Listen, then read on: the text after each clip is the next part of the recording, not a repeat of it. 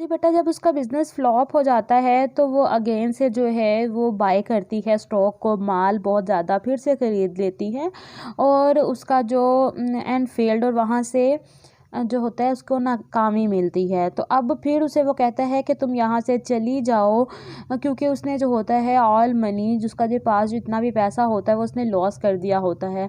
तो वो उसे नसीहत करता है कि तुम किसी और जगह चली जाओ, लेकिन वो मोहतरमा फिर अग्री नहीं होती और वो वहीं पे स्टे करती है। अब ईवा जो है वो क्या करती है, वो तमाम किस्म की जो चीज़ें होती हैं एक दोबारा से सेटअप बनाती हैं और उसकी पेमेंट भी कर देती हैं, लेकिन थोड़ा थोड़ा करके क्या होता है कि सारी शेल्फ्स जो होती हैं बेटा उसकी खाली हो जाती हैं।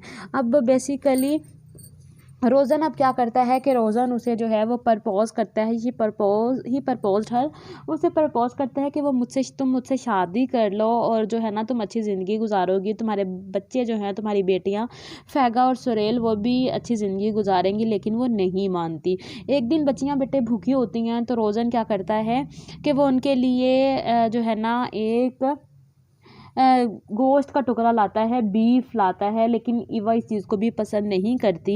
वो चाहता है कि वो इनकी मदद करे, लेकिन वो इस चीज़ के लिए अग्री भी नहीं होती।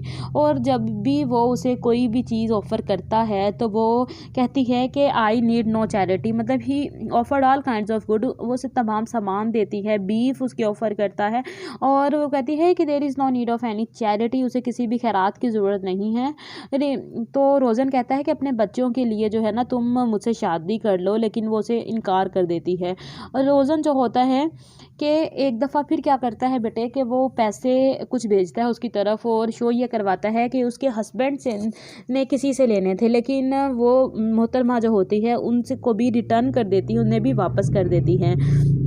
अब लास्ट पे क्या होता है कि रोज़न जो होता है वो अपनी बेटे विल यानी वसीयत बनाता है और अपनी इन्वेस्टमेंट, उसके पास जितना कुछ भी जमा पूंजी है, उसके जो हाउसेस हैं, फर्नीचर है, कार है, अकाउंट है और इसके जो इंश्योरेंस मनी है बच्चे, वो भी उसकी तरफ वो मूव कर देता है।